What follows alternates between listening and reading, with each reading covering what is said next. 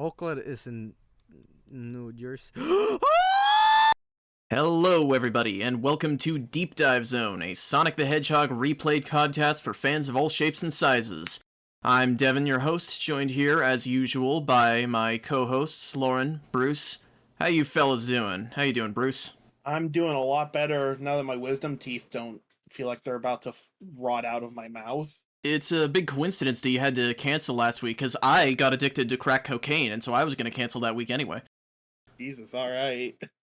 Lauren, how you doing? I'm afraid I don't have any fun experiences to share other than this game, which was it was a blast. I love it. Yep, today we are talking about Sonic the Hedgehog 3, or as it's properly named, Sonic 3 and Knuckles, which it is named that way because it is the world's first episodic video game. Oh, you're right. I hadn't yeah, thought of that's that. a good In early 1994, they released Sonic the Hedgehog 3, and then in late 1994, they released Sonic and Knuckles. They cut this game in half because of time constraints, and because of cartridge costs, and because of a promotional deal with McDonald's. Wait, what? They had a McDonald's toy promotional deal for this game. That would give you little Sonic, Knuckles, Tails toys, and they were like, no, we have to get this out now. And it's like, but the game's not done yet. And then they're like, no, screw it.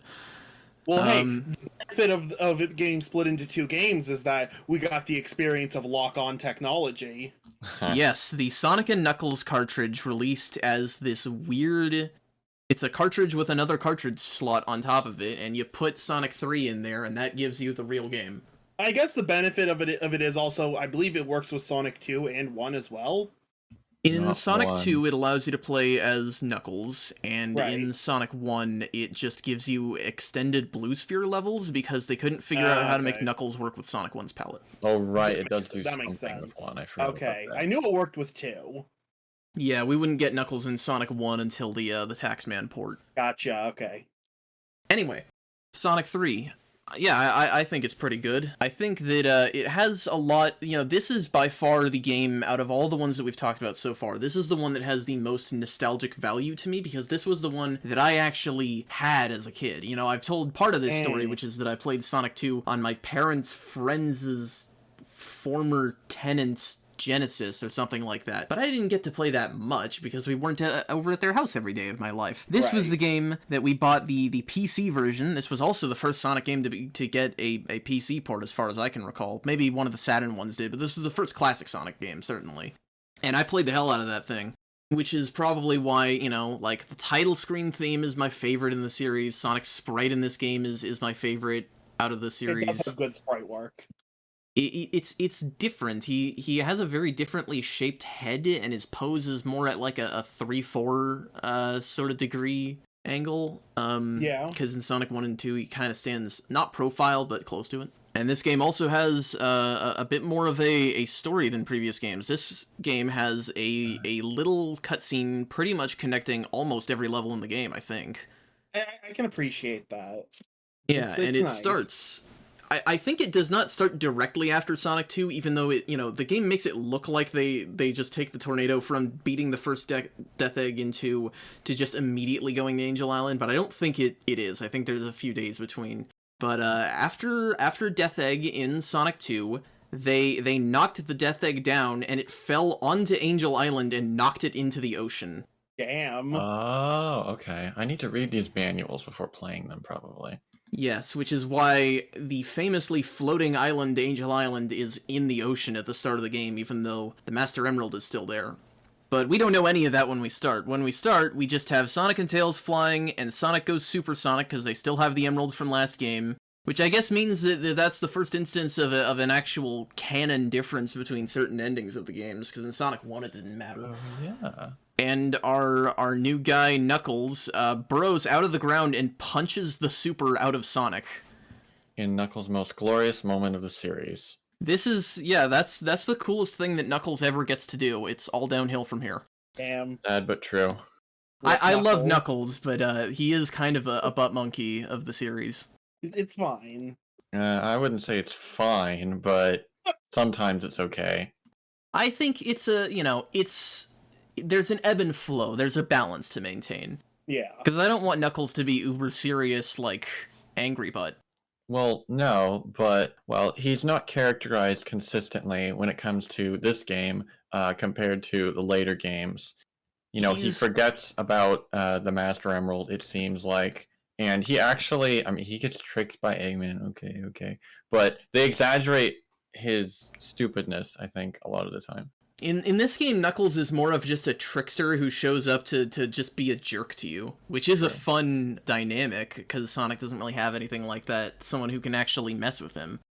But anyway, that leads into our first stage, Angel Island, which is a wonderful green jungle forest that about, 30 seconds in gets turned into a flaming hellscape. I love that. That is so cool. Although I always did get confused by the boss showing up early. I'm like, what is the boss? And then I thought I didn't kill it fast enough, and so I got the bad end or something.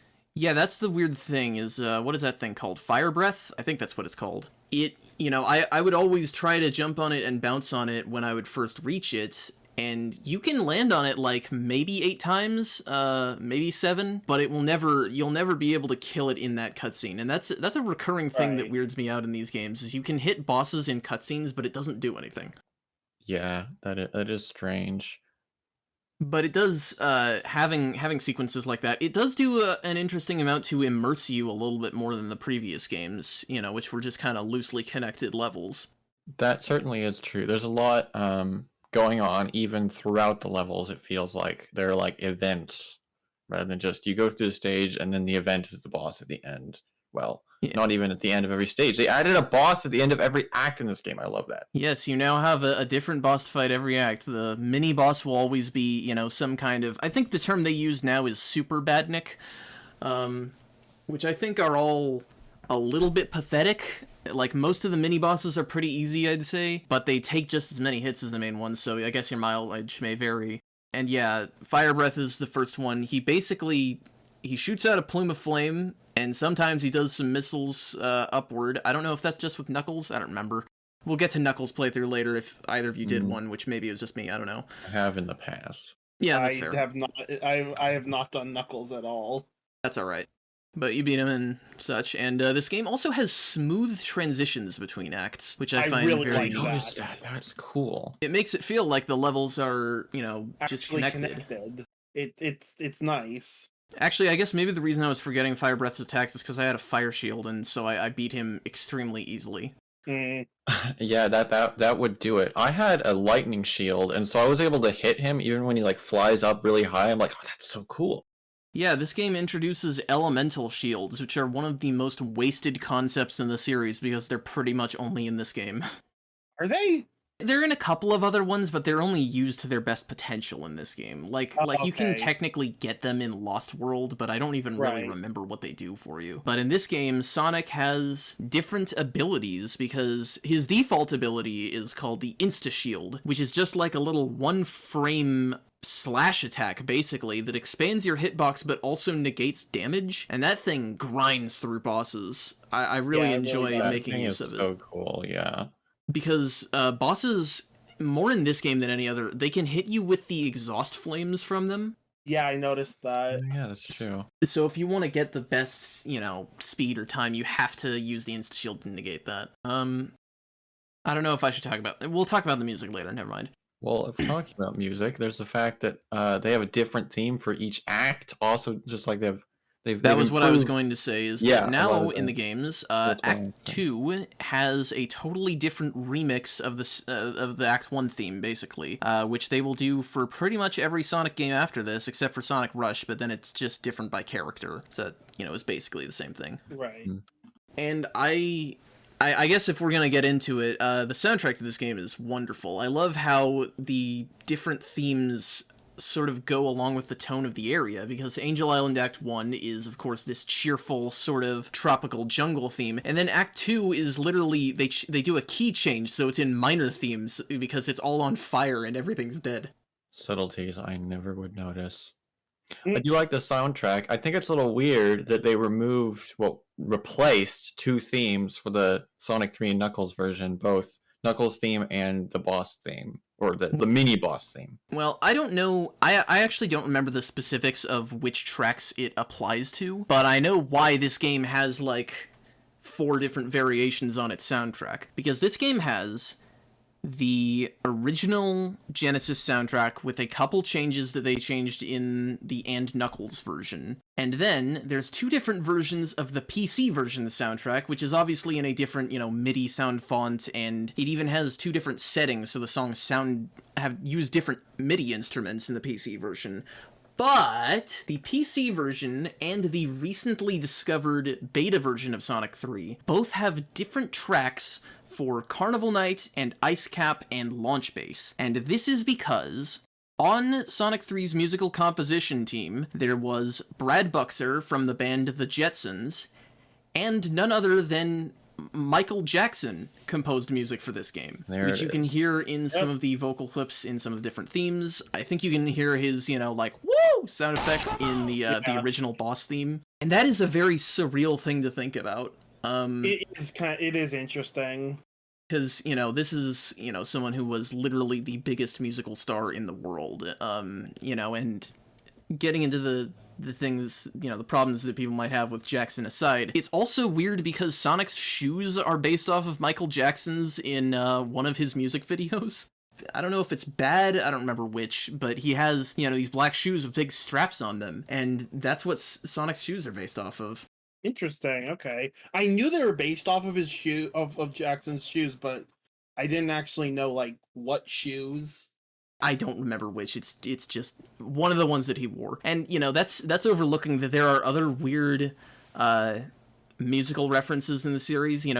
Dr. Eggman is one of the weirdest things, but the thing is, if you look at classic Eggman sprites where his face is, moved down so he just has his nose and mustache and you can't really see his mouth, right? The yellow pin, stripe bits on classic Eggman's cape, they look like tusks, which means that he is called the Eggman because he is the walrus. It's a Beatles reference. Okay. Okay, interesting. In any case, what I was getting back to was, yes, Michael Jackson and the guy from the Jetsons were on this game's soundtrack, and they weren't in the PC version. I don't know why those tracks got removed, but we only recently learned that the PC version's tracks were prototype music for the game. And it's very interesting because some of them sound way better. I don't like the default Carnival Night Zone theme. I get you. I get that. It sounds kind of annoying. We're going to talk about that stuff as we get to it. Okay, makes sense. Okay, makes sense. Yeah. As for right now, we were on the Angel Island second boss, the boss of Act 2. Right. The Flame Mobile. If you have a fire shield, this thing is easy. Okay, so let me just say, I absolutely love the introduction to this boss, because first you get bombed by this huge warship.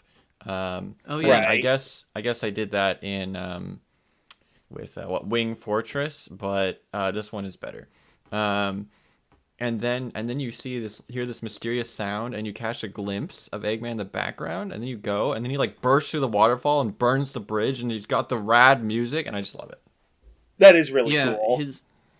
He kind of looks like he's a UFO in this game, which is nice. Yeah. Yeah. He shoots along the ground, which would always catch me off guard as a kid.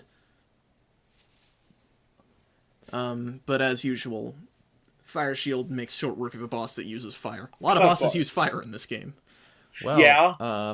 When you make an elemental shield, you better make it useful, and I think they did a pretty good job making it useful. Yeah. Yeah. I guess the drawbacks to the flame and electric shields is that they go out in water. Oh, yeah. Oh, I didn't realize the electric shield did that. I think I maybe had the electric shield twice in the entire game. Yeah. Actually, we talked about liking the elemental shields. We didn't talk about what they let you do, which is that Sonic has the insta-shield normally, but with the flame shield, he can do a big dash forward, and with the electric shield, he has a double jump, and with the water shield, he has, he can bounce in a bubble. Right. Yeah, I gotta say, there's a clear ranking for the shields in my mind. They definitely made one really extremely useful in both aspects. One useful in one aspect, and then one situational, in my opinion. The electric shield is just god tier, because you can attract range, Yeah. and you got the double jump, which is so useful. Water shield bounce is like, what do you use that for, really? But it does let you never drown, and the fire shield is good if there's fire and useless otherwise. Yeah, I think I can agree the electric shield's the best, and water shield, I like it just because it let you not drown, but other than that, it's like... Well, and that... Yeah. Well, and it is useful here in Sonic 3, because in the Sonic 3 half of the game, almost every stage in it has water somewhere. The only one that doesn't, I think, is Marble Garden. That's true, yeah. But in the end Knuckles half of the game, none of the stages have water. Not a one. Yeah, Really? I like that, honestly, because I don't like water in Sonic games in the first place. You're right. That's Yeah. weird. But I feel like they still had a water shield somewhere, and I was like, what? Oh, they have plenty. Even Yeah, though there's it's no still water. around. It must just be for, like, bouncing, which I don't understand the purpose of the bouncing. Same.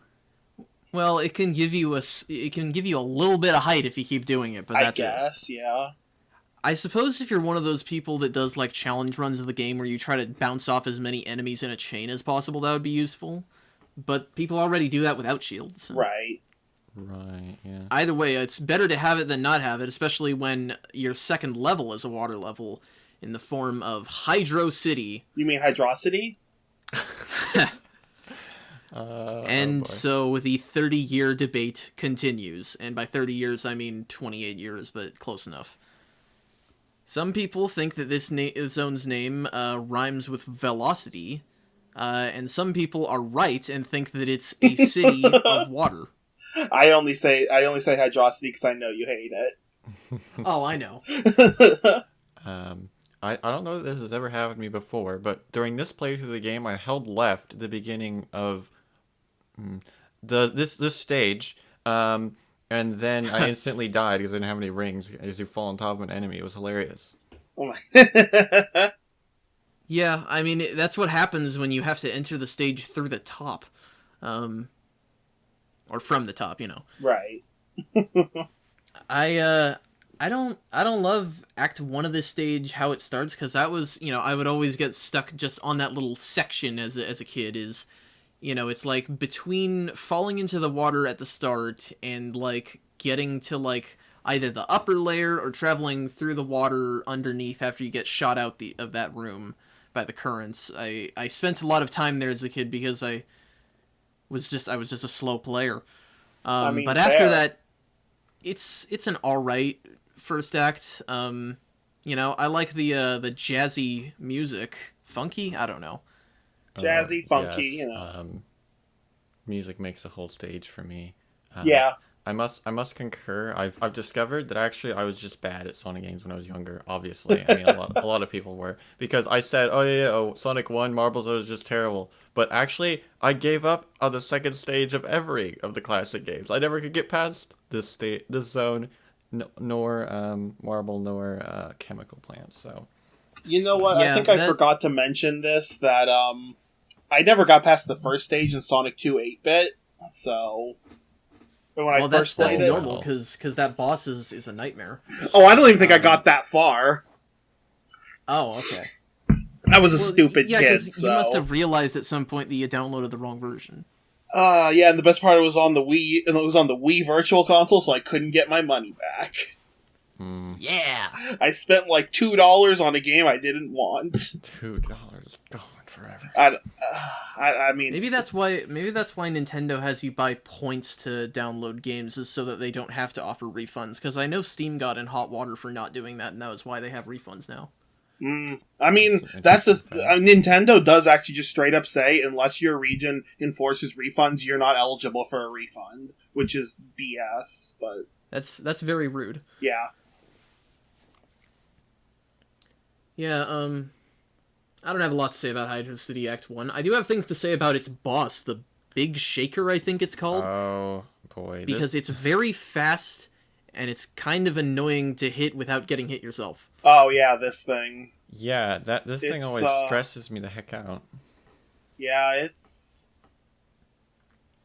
You have to fight it in water, it moves really fast, and it has rockets spinning around it, which means that you can hit it through those, but you have to be either really precise or just cheese it with the insta-shield, or else you're not, like, you're gonna get knocked around like crazy. And it spins you around in the water, which makes it way, way more tense if you're about to drown.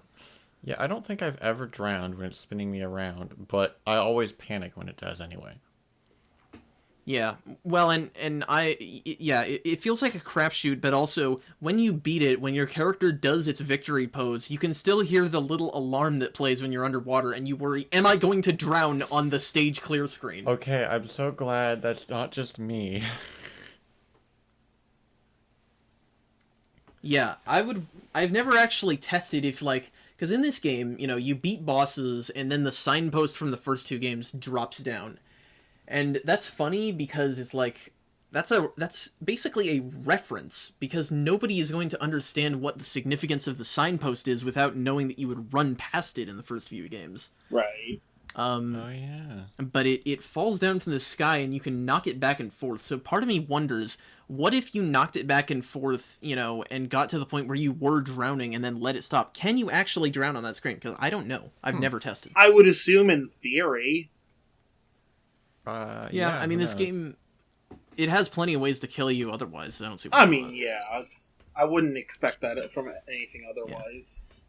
Such as, in Hydro City Act 2, crushing, because the walls close in on you at the start, and everybody screws this up their first time. Zip zoom, motherfuckers. Gosh. So many things where I'm just like, this was terrible when I first did this. It's because it has the walls closing in on you, which encourage you to... It has the walls closing in on you, which encourages you to just push forward the whole time, but if you do that, you're going to land on the slope, and it's going to shoot you off down further past another slope, and you're going to get crushed. You have to land on the edge and then spin dash. Right, yeah, you can't panic in the situation that induces panic. Yeah, it's great. Written in large, friendly letters, don't panic. Yeah, that's it. But the rest of Hydro City Act 2, I think, is awesome. Yeah, I have trouble remembering what's in Act 1 and what's in Act 2 in any of these stages. Well, Act 2... Okay, that's fair. I guess I didn't tell you to, write about each act. I like Act 2 over Act 1 specifically because it has these long tubes, and it is the fastest water level in the series. You have these, high-speed boosters. You have, crazy, corkscrew loops, and it also lets you run on water, which you never got to do in the previous games. Yeah, that's cool. I do know that I like, there's a lot of non-water sections, if you're good, in this water stage. Yeah, I never feel quite as maybe it's just because I've been playing this game for 15 years, but I don't get the anxiety of this stage that I did in Labyrinth or in Chemical Plant or anything like that. It mostly is fun. There are a couple different parts that fling you way upward, and you have to land on one of those rotating platforms, and I always miss those because I can't judge Sonic's trajectory. Yeah, there are a lot of moments in Sonic games where it's like, oh, do you have the momentum to do that? Oh, you screwed it up. Guess you just can't do this anymore. And I always am like, can I go back and try again? Sometimes you can, sometimes you can't. Yeah, but since you have to... I think in a couple cases it probably sends you through a floor that you can't go under again, but also, in other cases it's just you need to gather the momentum for it, and it's not there underwater. Yeah. It always feels bad. Although, I've gotten pretty good at the ones here, and near in those sections there's usually big rings that are hidden, which I'm going to use as a transition to say that this is the first Sonic game that actually I enjoy and always go for the Chaos Emeralds because I love those blue sphere stages. Blue Sphere is easily the most tolerable special stage out of all of them, which is not to say that I love it, but, it's... What it is, I think, is that if you spend too much time in the rotating vomit craze in Sonic 1... You're gonna screw up eventually. There's gonna be some problem. Right. If you spend too much time in UFO in Sonic CD, the stage ends. If you don't collect rings in Sonic 2, the stage ends. In Sonic 3, as long as you stay vigilant, you can make mistakes. You don't have to instantly lose. Right. Well, plus, Which I often did, but I'm guessing there's a max speed too, so like it doesn't become impossible, or does it? yeah, it does get faster, but I don't know. If it could just speed you up into oblivion, I would be very impressed that the Genesis hardware did that, Well, and B, that would be blast an absolute processing. nightmare. Blast processing, yep. Okay, that's good to confirm. Yeah, and yes, I agree. This is the first time that in this retrospective that I've gone for emeralds of any kind, and this is actually the first time that I ever beat Sonic 3 with all of the emeralds. I think I might have done it as a kid once without them, but the ease of collecting them was just much more present this time. It's also way easier in Sonic 3 and Knuckles because you have way more stages till the end of the game than That's in Sonic true. 3 and Sonic and Knuckles separately. Now, Yeah. when you say all the emeralds, do you mean the emeralds and the super emeralds, or just the emeralds? I didn't go for the Super Emeralds because you don't need them to get Doomsday Zone. And weirdly enough, the Super Emeralds and their associated form Hypersonic are declared non-canon by SEGA of Japan. Really? Which is a weird Wait, thing because they really? don't do that for most concepts. Yeah, that's Yeah. interesting. I thought they were just like, we're gonna brush this under the rug and forget about it. They actually are like, nah, this never happened. They have answered like fan questions like at panels where they just say no, those things aren't canon. That's also what they say about Knuckles and Tails having super forms, which is why they don't get to go super in Heroes and just get stupid bubbles. I That's never thought interesting. I would be mad about canonicity in Sonic the Hedgehog. What the heck? It's it's a weird thing, I guess, because it's like, it's not even that they're doing it to say that, like, Sonic is special because he can go super, because they have a whole bunch of characters go super. Right. Shadow and Silver can. They get to be canon. Blaze. Their rule is only male hedgehogs, That Blaze. which is, interesting. well, she uses different rocks for it, so it's different. Whoa, that's so different. Well, Tails never went super without a different set of rocks either, but I guess those rocks are non-canon, so that goes away too. Yeah. I mean,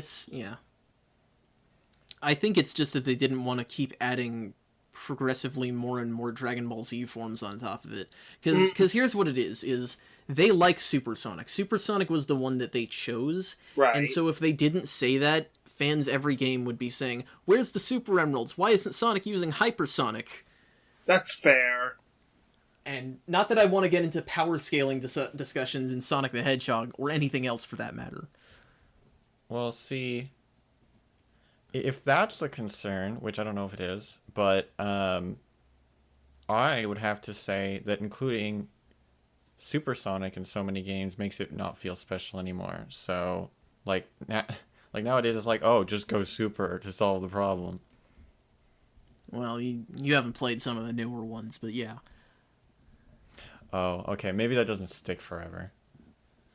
No, nowadays people saying, why doesn't Sonic go super at the end of Forces? Where was Super Sonic in Lost World? So there's no happy medium, it feels like.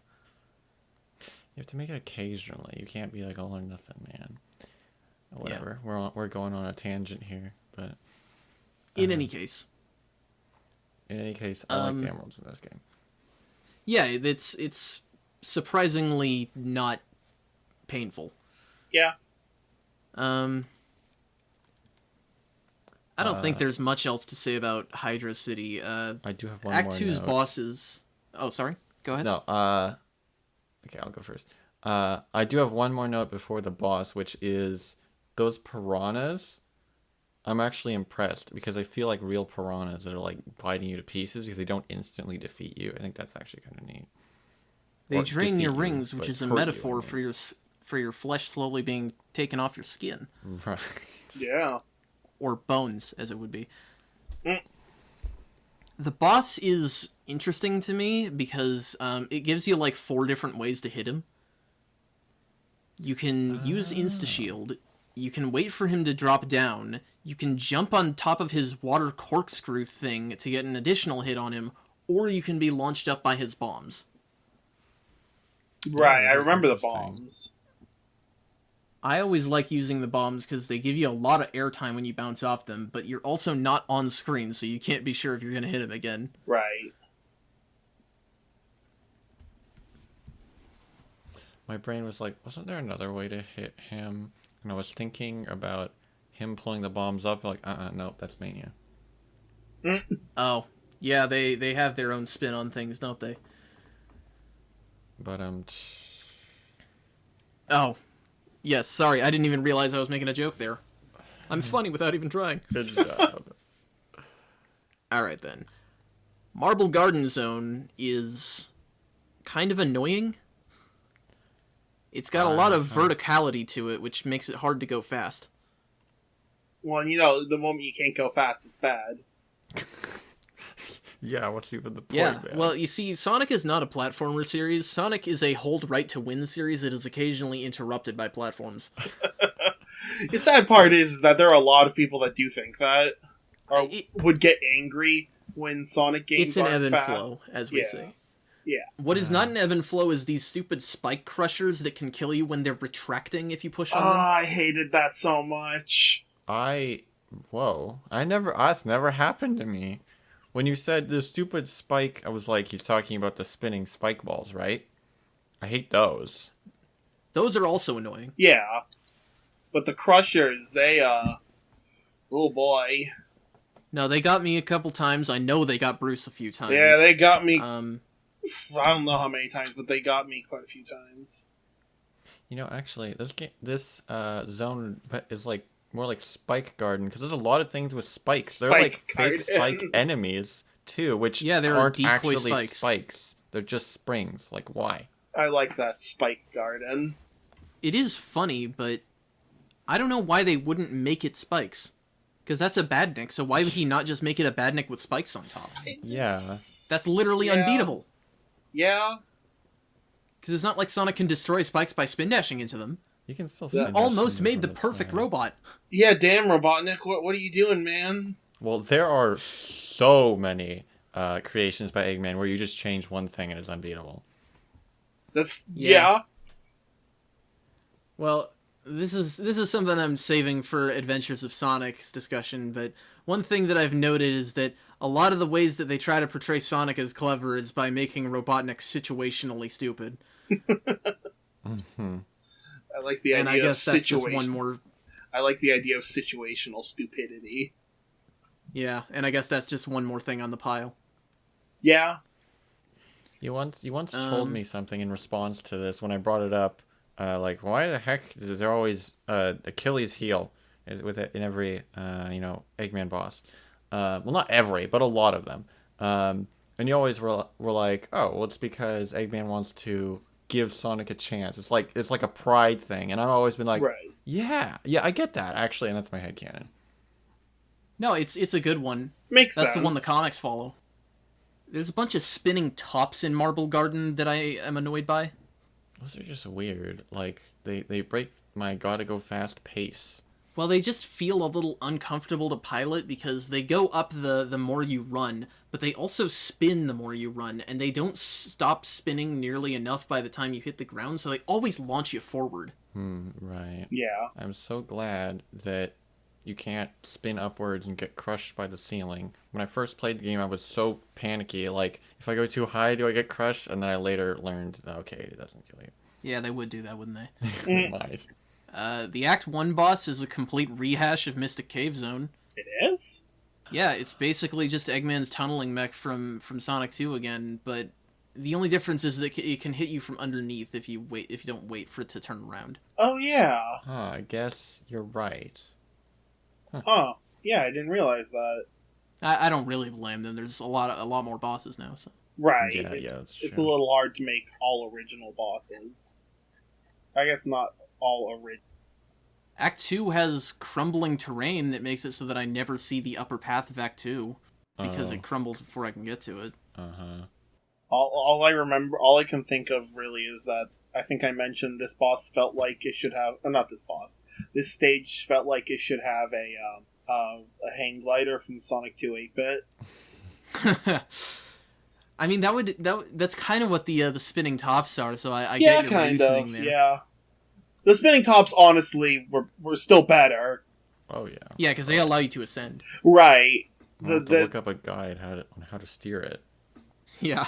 The hang glider, I still cannot get over how just horrible the hang glider was. Yeah, I'm amazed that I didn't have as bad an experience as you. Yeah, you mentioned you just did it.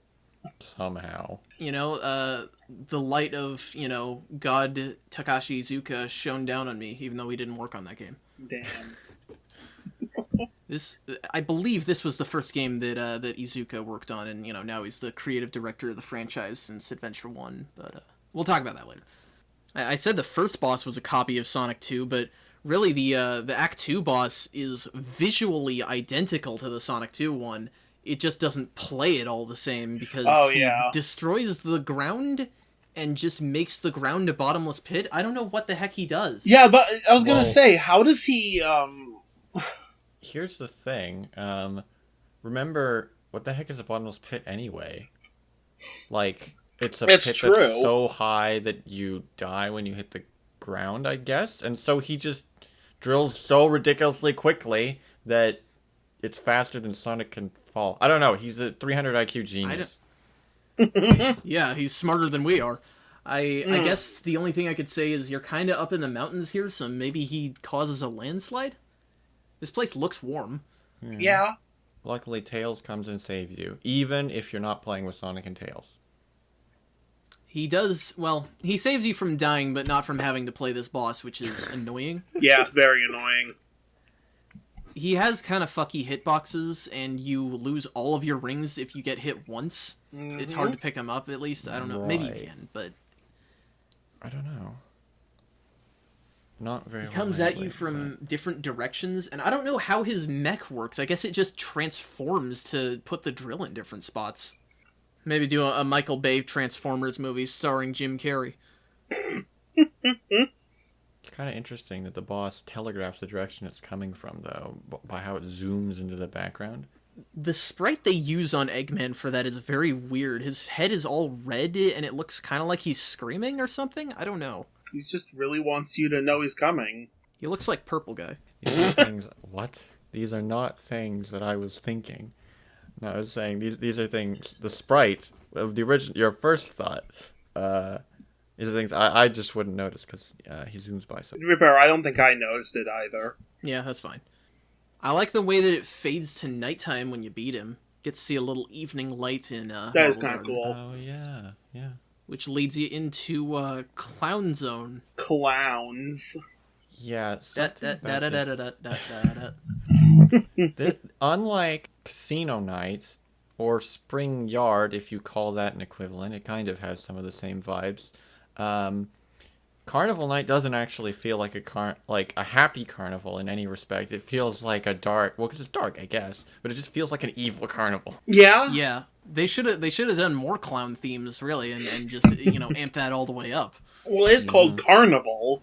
Yeah, it's another one of those stages that you try to run through, and you just get bounced back and forth on everything. Yeah.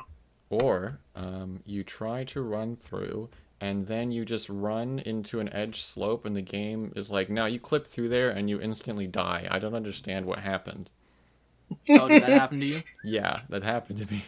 Interesting, okay. Actually, it's interesting that you mentioned that, because the original manual for Sonic 3, you mentioned not reading it, and it would have been hilarious if you had read it, because the original Genesis manual for Sonic 3 talks about Dr. Robotnik's diabolical traps. Oh, and yes. The screenshot they show for that is a picture of Sonic clipped into the level geometry, and it says something like, if you get into one of these, you have to reset your game. And so it was literally just the manual making excuses for collision problems.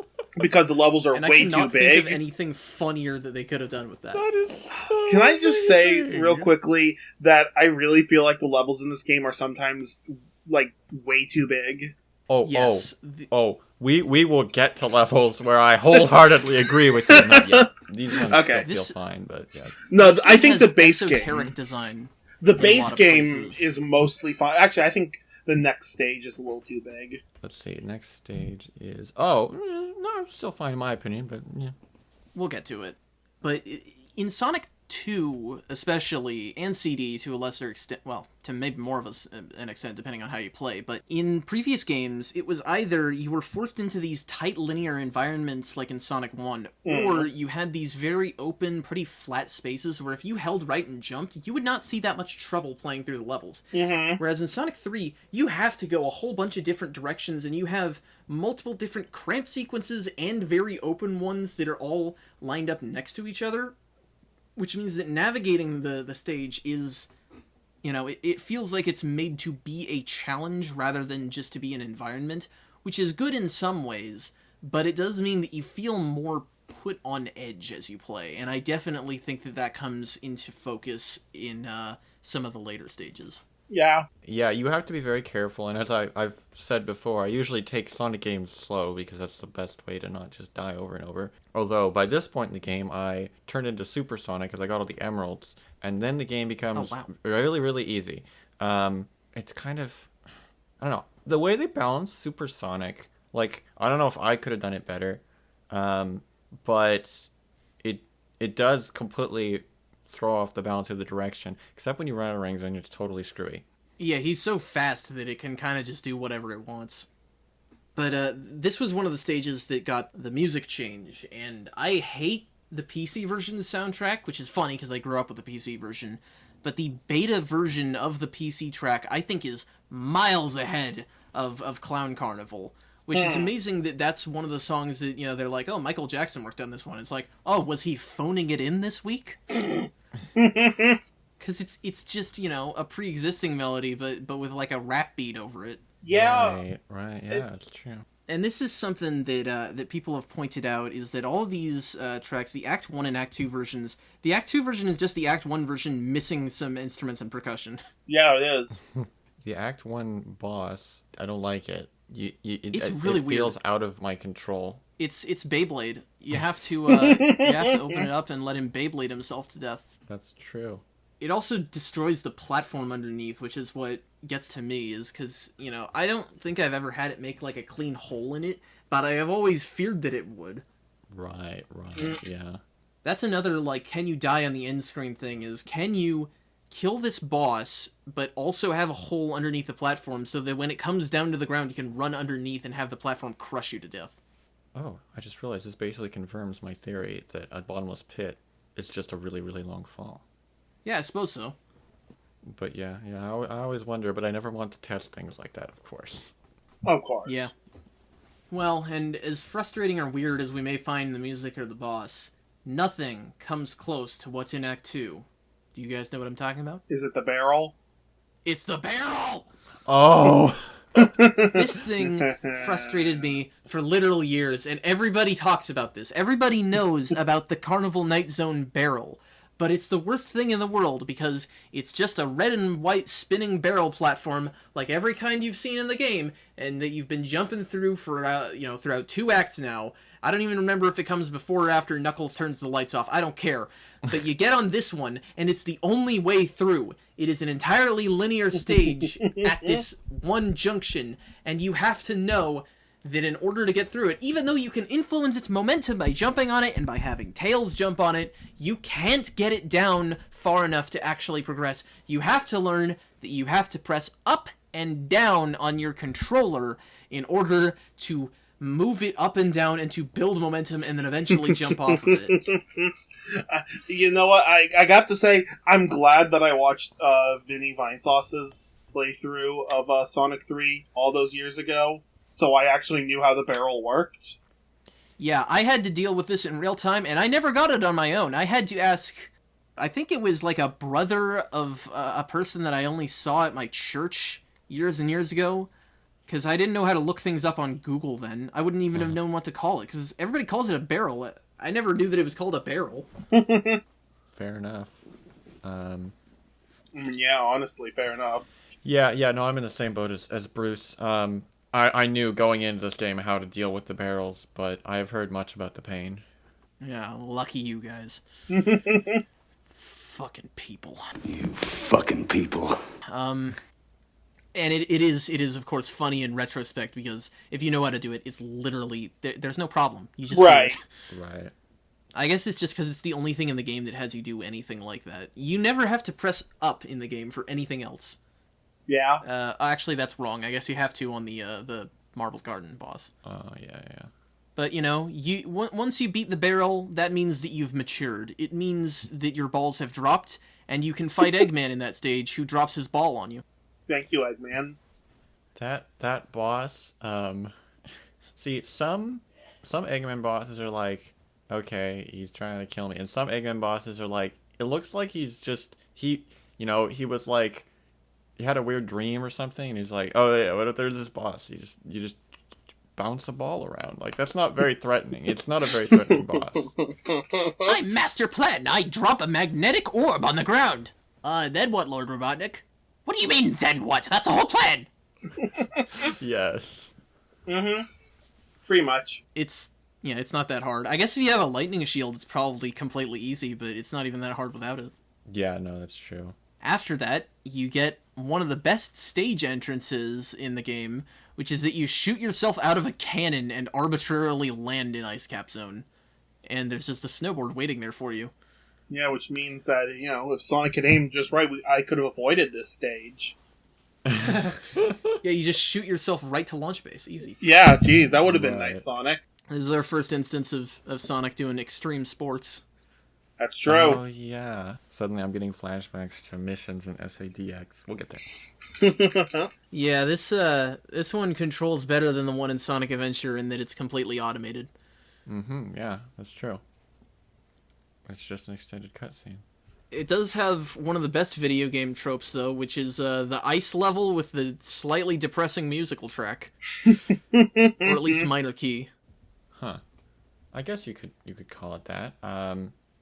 It's not depressing. Pretty. It's no, I love the track, and this song is "Hard Times" by the Jetsons. Brad Buxter just put one of their songs into the game, and now it's known better for Sonic than it is for the people that actually made the original song. Interesting. It is funny, and it's exactly the same. Like it's not different in the slightest, but that does mean that it's good. Right. Yeah. As for Ice Cap itself, it feels very constrained. Yeah, well, you're stuck in these constrained ice caves, so yeah. Oh boy, yeah. Yeah, it's got great music, but navigating the level, it feels, you kind of have to perform, almost. You have to do a lot of individual hard platforming sequences, especially the bit with, like, the platforms on chains that move when you run into them with momentum. Yeah. Yeah, and isn't it multiple times in a row, and later in the game too, where they do the whole endless falling thing, and you have to somehow find this gap to break the cycle. Yeah, you have to jump off and find the sled or whatever. Mm-hmm. It's weird. Yeah, it just means that there's an even longer run back to the thing that you screwed up that you still have to do. I do actually like this zone overall, though. It's one of my favorites, just because, I don't know, I think I'm a sucker for the winter aesthetic, which, yeah, this is our first winter zone. Yeah, it's big vibes. And I love it. It's funny because I did not like this stage whatsoever. I think there's a disparity between Act 1 and Act 2, because I think Act 1 has a lot of those cramped sequences, and Act 2, once you get exposed to the open air, is a lot more manageable. That is true. Maybe. I don't know. It does have one of the better named mini bosses. The Act 1 boss in this stage is called Big Isidus. I see that. Istus? I think it's Istus. I don't know what that means. What's an Istus? It's some fucking, It's an Istus flask. Yeah. It's a thing that naturally lives in Ice Cap Noct 1. Oh, so that means that it's not a robot? I don't know. No, that's its scientific Maybe it was name. designed off of the Isis. It throws rocks at you. That's what's important. It's annoying because it just takes a while to kill it, even though it's not that hard. Thank you. That was what I was going to say. There are a few Sonic bosses that do that, but this is a really big offender of, okay, now I just wait between vulnerability periods. And when it's invulnerable, it's not even threatening. No, because it sits up above you where you won't get hit by it unless you jump into it. Right. It's like, I'm so fancy. Look at how I twirl the ice, which, I mean, it does look cool, but it gets boring pretty quickly. Yeah. Yeah. I hate that section in Act 2 where you have, like, the platforms suspended in water that sink down when you step on them, but then it has a bottomless pit underneath, so you just can't make any mistakes. Yes, I hate that. There's a Sonic Advance zone where they do the exact same sort of thing, and so I like knew instinctually there are bottomless pits. This is fake water. Yeah, we'll get to talk about bottomless pits once we get to the Dimps developed games, I assure you. And I'm trying to think of the name of that stage as well, and I also don't remember it. Okay, good. It's Ice Cap with more trees. That's what I remember. Right. Yeah, Act 2 is... I think it's just less substantive than the first, even though it's easier. There is one memorable thing about Act 2, which is Act 2 has those bouncy things, right? Where you have to, like, bounce on them, and then you bounce up higher and higher, and it's literally impossible if you're supersonic, because you cannot center correctly, and you just have to wait until you run out of rings. I can't do it. He's too fast. Oh, you can't stop in midair as supersonic? I mean, you can, but you hit left, and he zooms left. You hit right, he zooms right. It's impossible to center. Yeah, it must be difficult. Speaking of difficulty, the Freezer Mobile is the Act 2 boss of this zone. This thing gave me so much shit as a kid. I could maybe one time beat it, and I was saved by the fact that this is the first Sonic game originally that had a save system. So once I got to Launch Base, it's like, yeah, now I have to never play that level again. Yes. I'm glad you brought that up. I'm so glad that they put in a save system. I mean, maybe it's not perfect because you still do have to replay Act 1 if you mess up in Act 2, which is annoying, but I'll take it over nothing.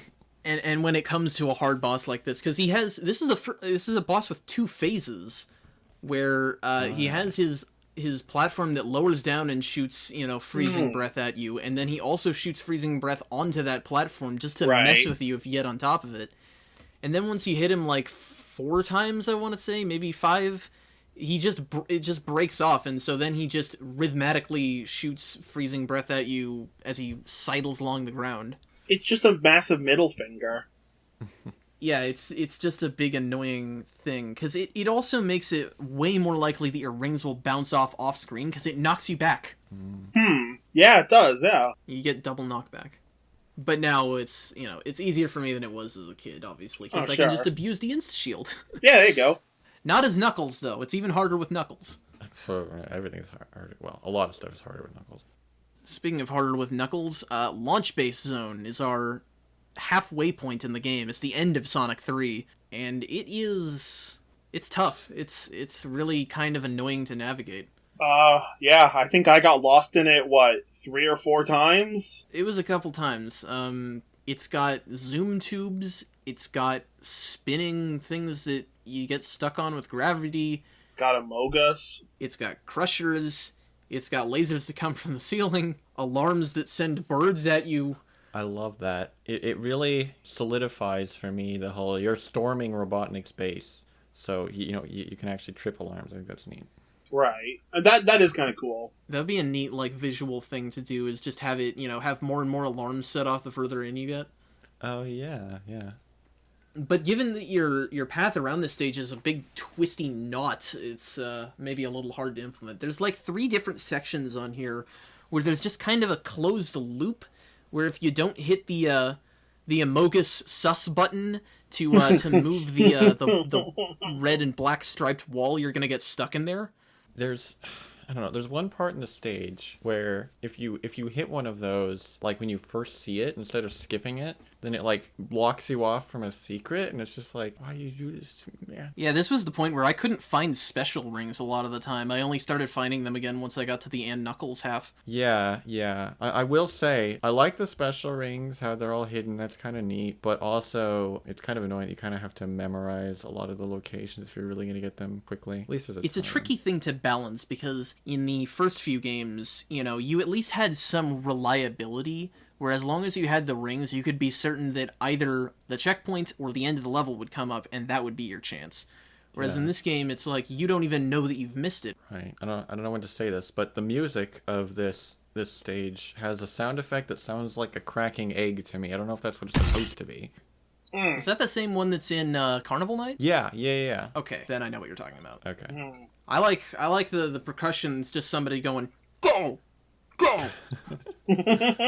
Yes. And I definitely prefer the original game on this one. The PC track is this sort of triumphant fanfare, which I guess might make sense as like, you know, it's like an Eggman theme, but the other theme is way more intense.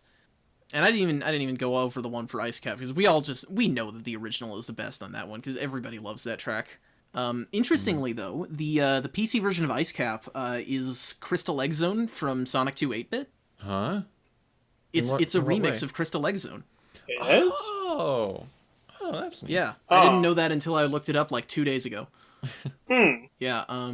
Anyway, that's not that important, but I did think it was interesting.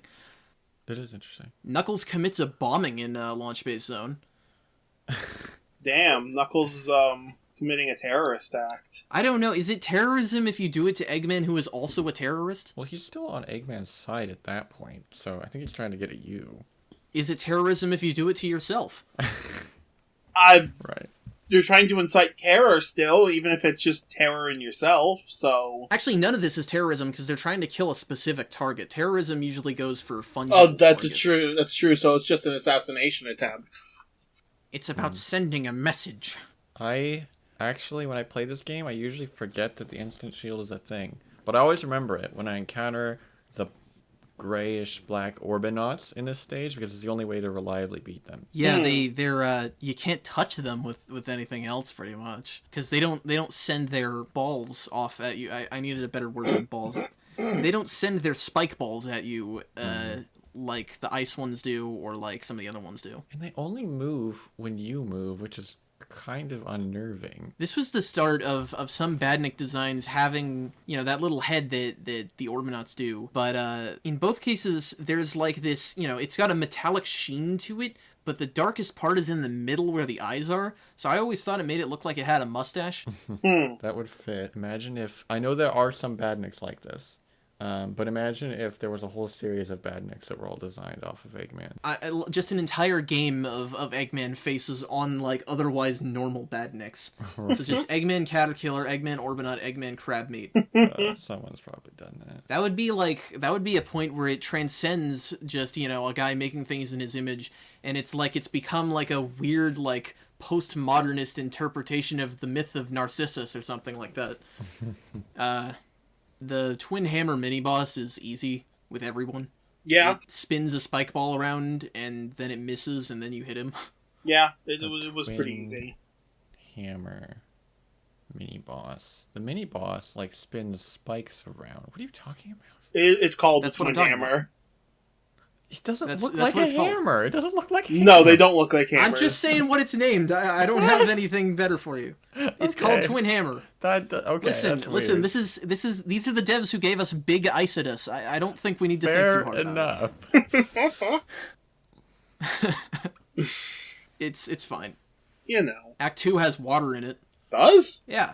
Yeah, a little bit. Not that much. Just enough to complete the vibe of, you know, stilts over the ocean. That's what the base is, right? Yeah. I wonder if that means that this is the part of it that the Death Egg crash landed into. And if so, it's in remarkably good condition, because that should have just destroyed all of the surrounding matter. Well, yeah, you know logic and, well, fiction in general. No, I do. It also means that Eggman is somehow capable as one person of building something that's like almost the size of a continent. Because Angel Island is enormous. I don't know why it's, you know, even not populated, because you'd think somebody would try to go there more often. Yeah, why? It's hard to find. Why doesn't Robotnik just colonize it? Because he doesn't have any friends. Oof. He can make his own friends.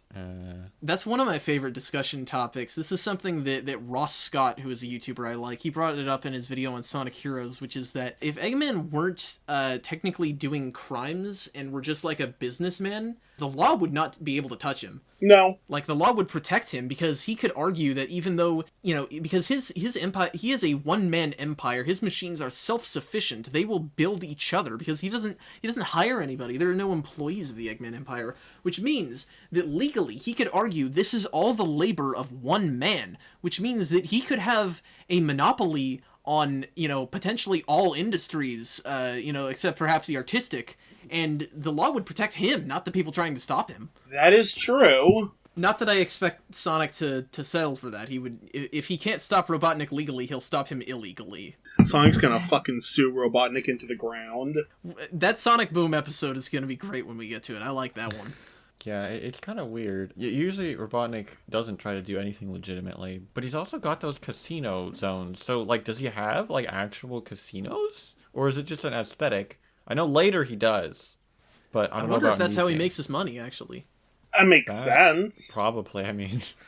Well, see, my headcanon was always that he was some kind of defense contractor before he went off the deep end. Because, I mean, like, in Sonic Adventure 2, you know, you have the gun robots that have the Chaos Drives in them, but the Eggman robots in Huge Crisis, in Sonic Rush, and the ones in Sonic 06 look really similar to the gun robots, which makes me think, even though they're Eggman robots, maybe those are, you know, an Eggman design that he licensed out to Gun, and that was how he got some of his money.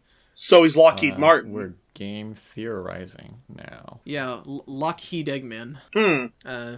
Yeah. Anyway, in the hopes of not prolonging this episode too much more, let's get to the bosses.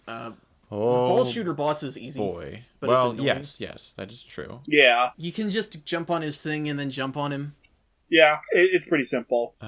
After that, you hop in an Eggmobile on your own, and Knuckles tries to punch you, but he fails, and he falls off and dies, and that's the end. Yep. Rip Knuckles. Knuckles is not in any other game. It really looks like he dies. Like, if you played Sonic 3, you know, back in February of 1994 when it came out, would you assume that Knuckles died? I think they would. I mean, maybe. I guess there aren't a lot of Sonic games yet, so characters' survivability is not super well established. Yeah. Yeah. But then there's more bosses after that. There's the Beam Rocket, which is a rocket that goes up and down, and it shoots at you, and there's a spinning blade ball thing over Eggman, and you break off pieces of it. I like that boss. I like that it's a simple exactly. boss. Yeah. It's not too hard to figure out, and it's actually pretty easy to beat if you're careful and you know how to do it. But I like this boss because it seems like Eggman bosses are either just silly or they're like, you know, high tech and rad, and this is one of those. I like that you break off pieces of it procedurally, and it gets smaller and smaller until it's just, he doesn't even have lasers to shoot at you, he just kind of stares at you as he goes up and down. Right. And then that's the last boss, except under certain conditions. Well, so this is something that we got to start talking about versions here. So the version of Sonic 3 that I recommend as of right now, I don't know how Sonic Origins, which is a collection of 1, 2, 3 and CD, is going to handle things. But right now, the version of Sonic 3 I recommend is Sonic 3 Angel Island Revisited, which is a fan-made mod for the Steam version where you just plop the Steam version's ROM in there, and it lets you alter a whole bunch of things. It gives you widescreen, etc. And it also lets you choose whether you fight the quote-unquote final boss of Sonic 3. Because when these games were released separately, Sonic 3 needed its own, you know, super boss to go up against as the final boss. Right. And so they designed Big Arms, which is a big red spike mech, 2 giant hands, and again, another great name. And it's got a small hitbox, so you gotta be careful how you dodge it. It lunges at you from the top sometimes, or tries to scrape you with the bottom of it. It's a good fight. I like it. Yeah, I like it as well. It is super brutal having to go and fight the 2 bosses before it again if you lose. Even though you can get them down pretty well, but you know it's just a long wait. But it is a good. I wish they gave you a checkpoint. You have to fight this thing if you play as Knuckles, even if it's in 3 and Knuckles. And I like to enable the Sonic 3 Air option that has you fight it as everyone, because I just think it's a fun fight.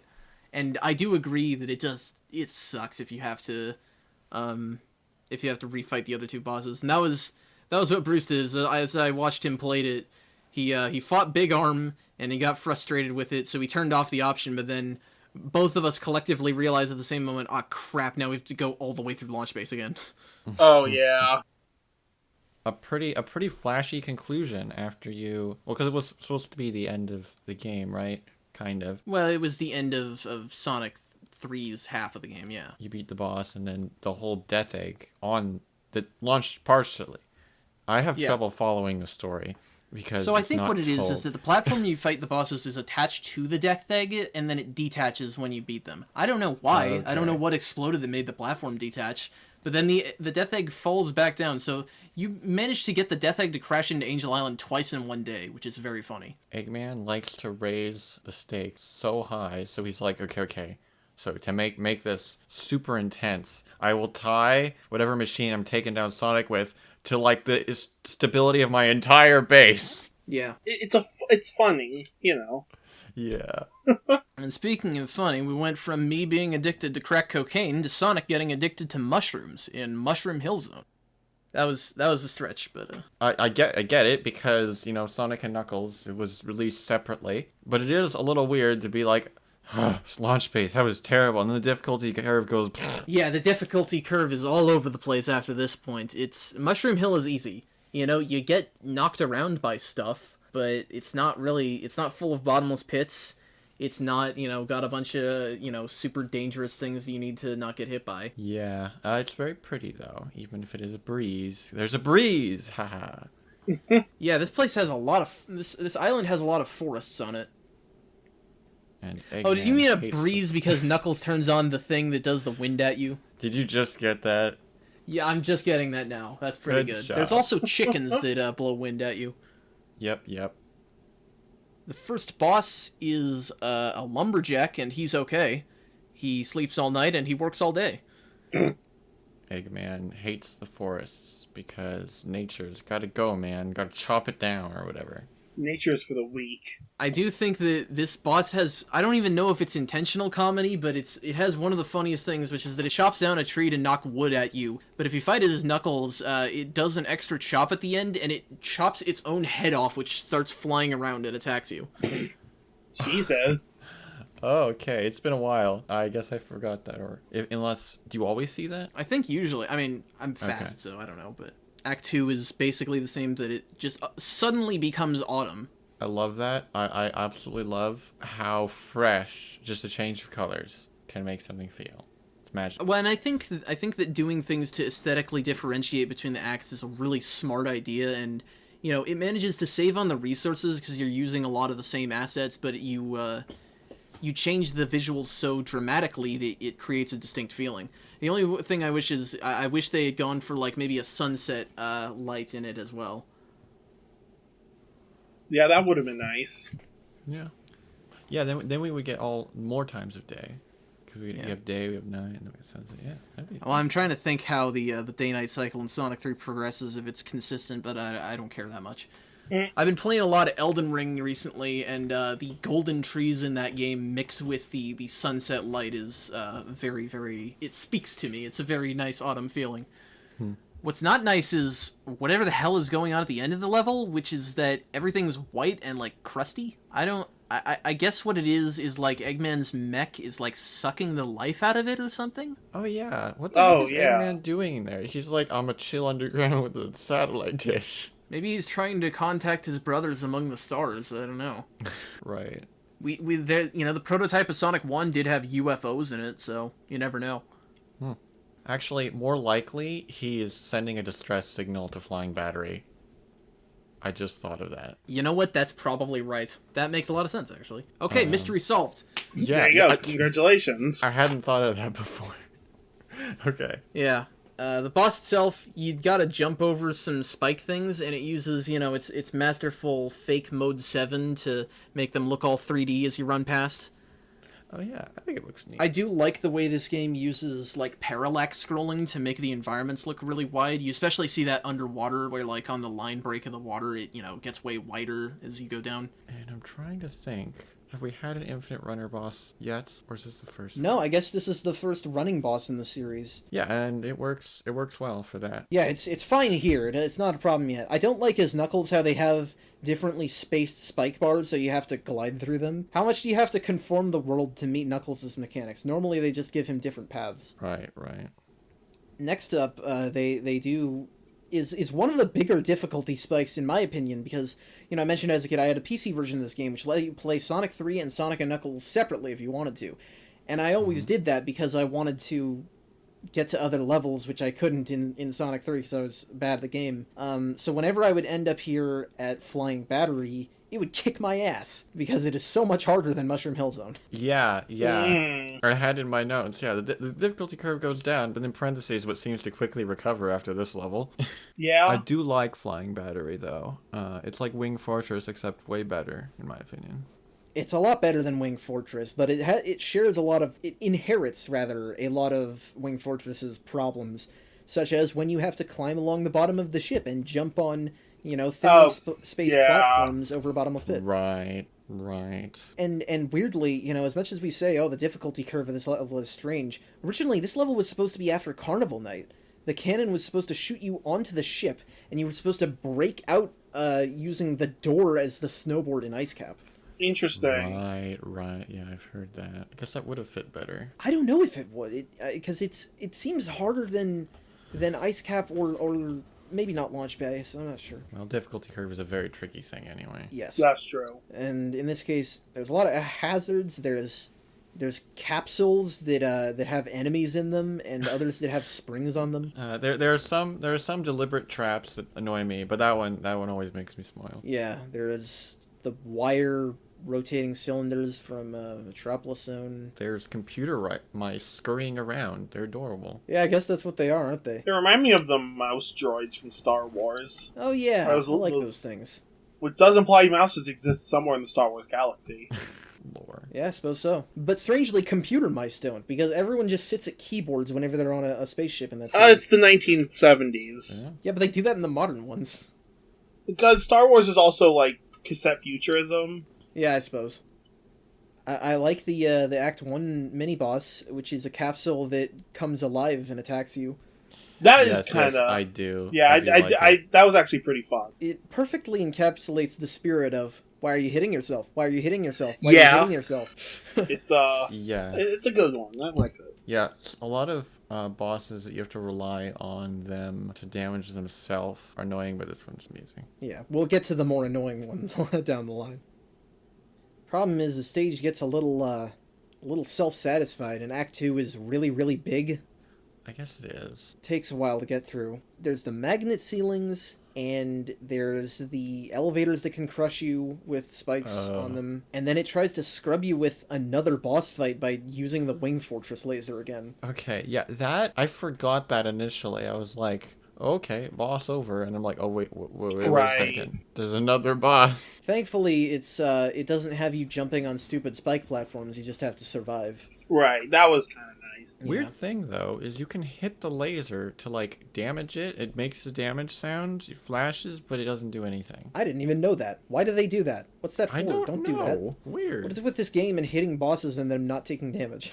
And then it does its own collapsing floor sequence where, I don't know, because you can get crushed during that sequence, but it's just the pieces of the flying battery, like, moving into each other. It's very strange. It would make more sense if Flying Battery came back and it was, like, transforming somehow, but it doesn't, does it?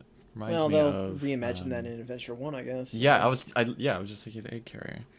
And then it has its own boss, so it crams two bosses in there, and the Hangmobile, which it swings up and down, it's got spikes and it shoots fire, and it's shaped like a penis. It's got two balls, and then Eggman is the bong. And it shoots fire out the top. Anyway, it's interesting that the Eggman sprite is different on this boss. I know, he looks so weird. His head is so small. Yeah, it looks not as polished as the other sprite. His eyes are very tiny. And in the original version, at least, I'm not sure if the release you played fixes it. They didn't change the sprite into whatever you call the mecha thing you fight with as Knuckles, so it's still Eggman for some reason. Oh, I didn't know that. I guess I wasn't paying attention because I did a Knuckles playthrough and I didn't check whether it was Egg Robo in there. Egg Robo, okay. But he's not too tough. You just wait for him to swing up and then you hit him. Yeah. What is too tough, and this is a level that I think everyone agrees they don't like, Sandopolis Zone. Oh boy. It's slow. It's full of enemies that are annoying to dodge. Yeah. It's got crushers. It's got quicksand. It's got spikes. Ugh. We'll talk about Act 2 when we get to Act 2. But I don't think Act 1 is too bad. And if Act 2 was a lot like Act 1, it probably wouldn't be nearly as notorious. Act 1 is annoying, but it's not, like, egregious. It's, it's, what's a good comparison? It's a fast food hamburger. It's like, if you gotta eat it, you can force it down, but it's not something you want to do, really. I guess. Yeah. I do like a few things about it. Well, I always like the music, pretty much. Obviously, music is this great. game looks great and sounds great the whole way through. Yeah, there's a really a neat heat wave effect they put on the zone, which I think is cool. I like rappelling down walls. That's kind of fun. I think they should have done it maybe once or twice, but they do it so many times, and I'm like, okay, cool. I get to press the button over and over. Yeah, I guess it's not really complex or taxing, is it? Yeah. I don't like the vertical, like, sand falls that you just have to wait as Sonic slowly moves pixel by pixel through them. Yeah, those are annoying. Yeah. Because if you jump out at any point, then you reset, and they don't let you see the ground while you do it, so... the boss of Act 1 is a big rock golem called the Guardian, and, You don't even fight it. Not really, no. Not exactly. You stand in the quicksand, and you wait for him to jump in the quicksand, and you jump out so you don't die, and that's it. Wait, is that the way you... I never thought about that. What did you do? I've always knocked him in, because when you hit him, it knocks him back a little bit. I thought that was the way you're supposed to do it. I That's a assumed the perfectly quicksand viable way. killed you. That's funny. Well, it does if you wait in it, but yeah. Well, yeah. That's fine. Oh, what do you know? Because I was gonna say this boss is kind of neat in theory, because you hit it and it doesn't actually damage it. Instead, you just knock it back a bit, but it's so slow because it goes down when you hit it, and then it takes like a few seconds to get back up again before you can even hit it back again. Yeah, if there wasn't that long wait period, I think it would be a neater concept. That's funny. You can just cheese the whole thing though. Well, it's easily overshadowed by how annoying Act 2 is in any case. Oh, yes. So there's a couple things going on in this act. You have the same crushers, spikes, and the stupid scorpion robots. Those things suck. But you also have an infinite loop early on in the level with these sand slides that you have to get through. And Oh, yeah. Oh, yes. you have to keep the lights on to keep the ghosts from spawning and attacking you, which is not that hard if you realize that they can't hurt you if you jump into them. But it becomes a serious pain once you get into the most of the stage, which is that you constantly have to open these timed doors and run through them. And there's also, like, rising sand sections that always make me bite my nails, because if you die, there's so few checkpoints in this stage. Yeah. Yeah. Yeah, when I first played this act, it was terrible. I hated it. I've gotten a little better at it over time. But I haven't played the game for a while. So when I played it again, I'm like, oh, okay, Sandopolis. It was bad, but I know how to do it. But no, actually, I was so rusty, and I was like, no, this is so bad. Yeah. Not fun even if you know how to do it. And it's so long. Like, this is the most egregious. This is a long act. And this is the only time that the time hurts me. And I don't understand the point of it. Because when you run out of time, it kills you, but then it resets the timer, because if it didn't, you just lose. So it's basically just -1 life because you're bad. Like, it's like a slap on the wrist. You have to pay a toll booth to get through. Yeah, it's kind of stupid. A soul booth, if you will. Thankfully, the boss is not too bad. Boss is weird. It's kind of It is weird. You gotta jump on his hand, you gotta knock his bricks away? I don't know. Yeah, I don't get it. You hit it, and somehow it activates, complete unfold mode or something. It has, like, one of those long charge-up noises, but then it just fires a dinky little laser that you can easily dodge. Yeah. Yeah.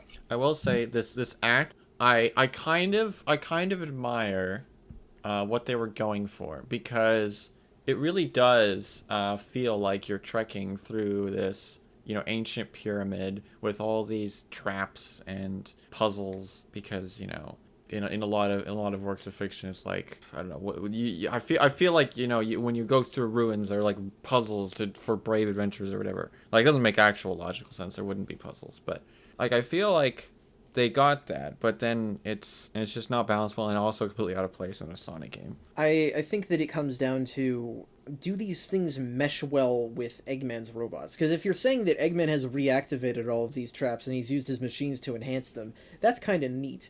But as it is, it's mostly just discordant in this stage. It just feels like you're being asked to do something that the game's not made for. Yeah. Yeah. Also, this is just personal experience, but this is the time I'll bring up the fact that, so I'm not good enough to get all the Chaos Emeralds and all the Super Emeralds in a single run. So I was like, okay, I'll ignore the enhanced hyper rings or whatever you want to call them. Yeah. But I got shot into one when I was running around, and I didn't have a chance to dodge it. And so I just lost Super in this stage. And I was like, no! I like Hyper Sonic, but I wish it didn't force you to lose Super Sonic to get Hyper Sonic. Oh, and I kind of forgot that it did that, because I got this. I had all 7 emeralds by this point, but I wasn't using Super Sonic at all. And I guess that's why, is because I probably went into the Master Emerald Chamber in Mushroom Hill and didn't think about it. In any case, we're in the home stretch here. So next up we have Lava Reef Zone, and it's all right. It's a very okay stage, I think. I don't have a lot to say about it. I feel like I remember having mine carts. That might have also been me losing my mind and thinking about Sonic 2 8-bit. Yeah. That game is like haunting you. It really You got post-traumatic Sonic disorder. Damn. Okay. Yeah, I don't have any notes on this zone until the very end. The rest of it doesn't seem super memorable for some reason. I completely put my foot in my mouth during probably the Sonic 2 episode when I talked about the bombs from Starlight Zone, and I compared them to Crazy Eddie from Futurama, and I only now remembered that I had stolen that joke, because the rock badniks that explode when you get near them here, I remember a different YouTuber doing a review of Sonic 3 and using that exact joke, so I subconsciously stole a joke. And now I feel like a hack fraud, and that's why I got addicted to crack cocaine. Wow. Oh boy. Well, at least you're honest. When I saw the enemies in this zone that explode just like the bombs in Starlight, I was like, oh yeah, it's like the same sort of deal. But these ones are much better because they don't also hurt you when you run into them. Yes, they're much more manageable. You can stand on top of them. Mm. It also shows off a minor other thing to the shields, which is that very small projectiles, the shields can reflect them, and I never know which ones they're going to reflect. Yeah, it's always a bonus because I forget that's a thing. And also, yeah, it doesn't do everything. Not that I'd be able to tell, because I always managed to get a fire shield early on in this level, and then I always managed to lose it to some dumb bullshit, right in the middle of the level. Right. Right, yeah. I never get to, bring it to the boss or anything. Which, speaking of the boss, it's called Heat Arms, I think, which is a bit of a misnomer because it only has one arm. That's true, it does. This boss is a weird one because it's coming from the foreground. So I'm like, is there a giant robot that I can't see and Sonic can? And it's especially weird because it's got 3 pieces to it. Because it's got the big hand, which is the boss, and then it's got the 2 tentacle gun things that come up and shoot at you. And you can destroy both of them, but they don't do shit to the boss. Really? I always destroy those first, so I assumed you had to destroy all of them. You don't have to destroy those? Nope. Huh, what do you know? Yeah. I also learned that, this was something that Bruce taught me as I watched him play. The Insta-Shield can reflect the bullets from those things. Ah, yes. Which would have made it a lot easier every time I showed up there and lost my shield. Wow. I forgot about that. Wow. Once again, I always forget to utilize the Insta-Shield. Yeah. Thankfully, that's where most of the frustration ends, I would say, because Act 2... For one thing, I love the fact that the lava just completely cools off for some reason when you get there. Oh, yeah. Similar to Mushroom Hill, it's like, okay, we're gonna fast forward time suddenly or something. Well, it makes for a wonderful, kind of wispy blue and purple look to the zone, and the fact that the music takes a slower pace, it makes it not even feel as much like an Act 2. It's taken a step down in intensity, but it's full of just as many traps, but you feel a little more relaxed. Definitely. Yeah. I have in my notes here, what's up with these moving boxes with submarine wheel doors on them? Maybe Akira is sealed in there. Okay. That'd be a weird crossover. But, I don't know. I don't have a lot to say about Act 2. There's some spikes, there's some fire. Yeah, No, pretty much. No, like I said, I don't really have much to talk about this except the end. Knuckles kills Sonic with a rock, pushes you down some stairs. Oh yeah. So those stairs, right? As you're going up the stairs, there's this great moment. I mean, it goes in your face later, but you can see it now but you'll definitely see it later. Where you can see the death egg in the ceiling, right? And Yeah. you're going up, and you're like, oh, that's cool. And then I paused to make a note about that, and then the ground collapsed beneath Sonic and killed me. Because I didn't actually pause the game, and I'm like, huh? Because I don't think I've ever died to those. Because you're just running straight. It was just funny. Yeah, I didn't know that part could collapse. I know that the part that you get to next after Knuckles punches you down there can collapse. Because, for whatever reason, the Arc 2 boss starts with an auto-scrolling section. That's right, Okay. it does. Yeah, it is. Yeah, I don't like auto-scrollers, but I'll forgive this one because it's just so intense. You know, it's the calm of before, and then Knuckles is like, ha, and pushes you down to, like, this hellscape where you're back in the lava, and then Eggman just, like, shoots missiles at you from the background, and it's like, what is going on? This went from 0 to 100 real fast. Yeah, I don't know where he gets those Sonic-seeking missiles. Because they're not heat-seeking. Because the place is covered in lava, so they're not going after heat. Yeah, I guess that's true. Patented hedgehog seeking missile. You wanna really take advantage of the end of the auto scroller though, because there are two different shields you can get there. One of which is a fire shield, which almost completely trivializes the actual boss. Yep. Once I discovered that was there, yep. Yeah, I kept losing it in the middle of the fight. Yes, Oh, because fun. the actual boss of this level is the most sinister thing in the world. Simple jumps. Yeah, and I'm not good at simple jumps. You have to jump across the floating platforms as they move down and just get decimated by the mech. But you just have to wait for him to get hit by his own spike balls. And I always find ways to screw it up. Part of that is because this one goes on longer. This one takes 14 hits to take down instead of 8. Ah, it's 14. Oh, okay, that's why it felt so long. Yeah, same. I didn't count, but I'm like, I feel like this is going on a long time. Yeah. Yeah, Sonic 3 Air, which is to say Angel Island Revisited, an acronym, it allows you to actually switch this between 14 and 8 hits, which is good because it's repetitive jumping, so why would you want more of that? Yeah. Yeah, exactly. But, feels great to watch him go down after such a... It does. And that's the last regularly paced stage in the game. I guess Death Egg a little bit, but after that, they did it. They made Sonic 2's cut content real. Yay! Hidden Palace Zone is completely throwaway. It's really short. You just fight Knuckles there. Yeah, it's funny that it's more than just a hallway. I mean, not much, but Yeah, I don't really know why they bothered. it's weird. Knuckles himself is a very weird fight because, he obviously doesn't feel like an Eggman mech to fight.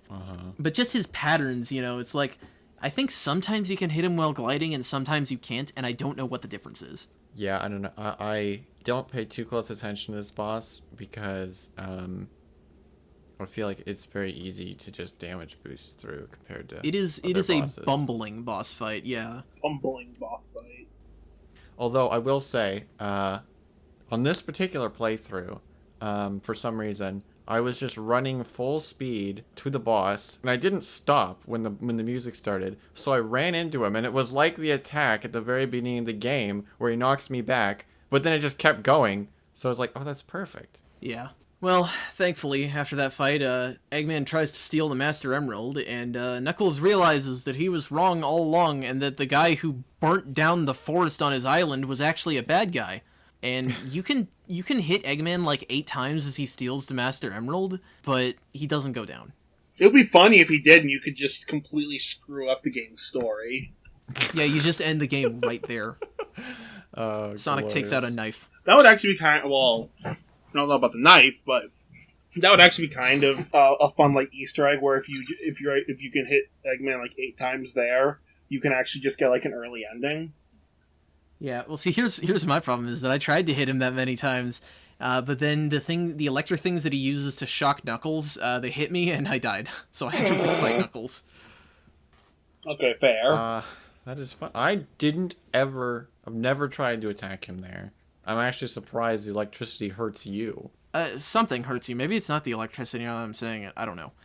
It's also the one time that we get to see a Sonic character's skeleton. That's right, I guess. Yeah. Information I did not know. I don't know if it has, the big bulbous eye sockets like in that one anime girl meme. But anyway, Knuckles forgives easily, and he helps you gain passage into Sky Sanctuary Zone, a big one-act zone just like Wing Fortress. Oh boy. Bruce, would you like to tell us about your experience with Sky Sanctuary Zone? There is a certain jump. One jump. That there's a robo right there, right? Ready to shoot you. Yeah, and I don't know why, but my brain could not process how to kill it and not get hit and fall. So I probably went through that loop getting up to it. I don't know, probably close to 10 times. Yeah. I hate to admit I don't want to be mean to you, but it was really funny watching that. Looking back on it, it was funny. But experiencing it at the time made me want to tear my fucking hair out. Yeah. There is a lot of egg robos in this stage, and it's very weird seeing the contrast between them as regular enemies. Annoying enemies, certainly. Their laser is very wide and can hit you on a lot of surface area. But then Knuckles has one of these guys as his main boss for his entire playthrough. I actually wasn't sure if they were the same kind of robot. That's why I was fumbling over my words earlier.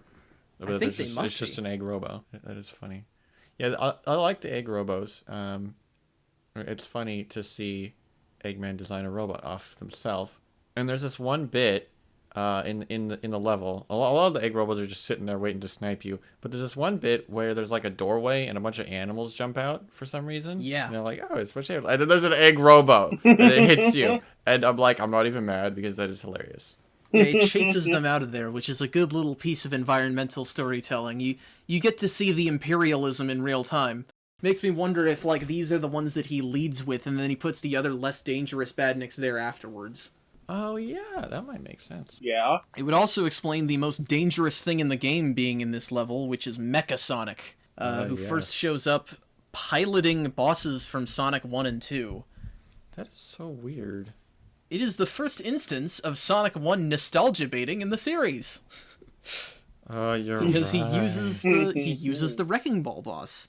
You are right. He also uses the Metropolis Zone Balloon Day boss. Which is so random. Yeah, they're exactly the same. But then there's the actual Mecha Sonic fight where he fights similar but not the same as Sonic 2, and is just harder enough that it doesn't matter that the game also gives you rings, because he's still tough. Yeah. Yeah, it feels like they took the boss and then they made it not trivial because you actually have rings. Because the first boss was only really manageable because there's no randomization to its pattern. Yeah. He's tough, but I do like him. I think he's way cooler looking in this game. I always thought it was a weird choice for a Sonic-based robot. Mecha Sonic in Sonic 2 feels like it was a prototype sort of a thing. Yeah, rough first attempt. He couldn't quite match Sonic's speed without adding on some rockets. He's obviously a bulky little creation, but this one is no, I just made this guy a tough, lanky sort of a thing. Yeah, this is the Undertaker. He's awesome. The Undertaker? I don't know. I had to think of a dangerous professional wrestler name, and that was what I came up with. I mean, yeah. Did any of you ever see a Flash cartoon series called Super Mario Bros. Z? I've heard of it. I have seen little clips, and I've heard of it. I've seen some minor clips from it, but yeah. I didn't watch a lot of it because it was just a thing that some of my friends liked, but I always appreciated Mecha Sonic in that because he brought the pain in that series. Huh. You know, because it was basically a series that would recreate Dragon Ball Z fights with Sonic and Mario sprites. And, right. And Mecha Sonic was the most devastating thing in the universe. I loved him. Huh. I don't have anything to say about that, just that that has contributed a lot to my impressions of this boss.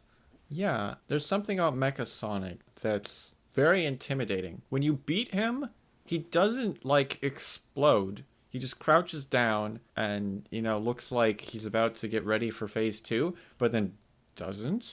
Of course, he does come back later in a different story, but it's kind of weird. And it always makes me nervous. Like, he's about to break through the, you cleared and attack me. The noises he made were always weird to me. But, you beat him, you run up a collapsing spiral. I do think it's funny, actually, that, they bring back Sky Sanctuary in Sonic Generations, but it feels like in Sonic 3 they imply that it completely falls out of the sky. Good. But anyway, you jump off it and onto your final zone, Death Egg Zone. It is appropriately dangerous. Yeah. Yeah. It's kind of like Scrap Brain for me in that it's difficult, but it never makes me actually rage out of the game. It feels very fair. I can agree with that, mostly because it doesn't shove bottomless pits everywhere. Yeah. Right. I like the badniks that, like, sling the spike balls at you, because their eyes they've got very tiny pupils, so they look either traumatized or, like, coked up. Yeah, I like those. At a glance, they seem kind of like, they seem a little silly, like a lot of the badniks. But then throws a spike ball at you, and it's like, take me seriously. Yeah. I don't know, I just, for some reason, I feel kinship with them, possibly because of, again, crack cocaine. No, I'm sorry, I need to stop making that joke. Yeah, I mean, we've talked about so many different stage gimmicks at this point that it's like, oh, there's conveyor belts, there's missiles, until we get to Act 2, there's not a lot to say. Does the zero gravity stuff not happen until Act 2? Not until Act 2. Oh. Oh, I forgot about the zero gravity stuff. I hate zero gravity platforming. Do you have the, I don't even know what those are. They, like, spin Sonic through, like, yellow rings? Is that in Act 1? I don't remember. It doesn't really matter because they're just automated, but, Yeah, it's kind of weird. I don't know what the point is, I will say that it puts a nice hole in the argument of anyone who's like, oh, there were no scripted sections in Classic Sonic, everything was handled by the physics engine. No. But, not to say that there's not such thing as abusive scripting. It's just a lot of people think that if Sonic is not literally a marble, then the game's bad. Anyway, what's the boss for this stage? Red Eye. Red Eye. Yeah. I remember him because he comes back in Mania. Oh, does he? Yeah, in Titanic Monarch. Man, I need to replay that game. You do. It's a good game. I know. Don't hurt me. We'll get there. But yeah, Red Eye. Oof.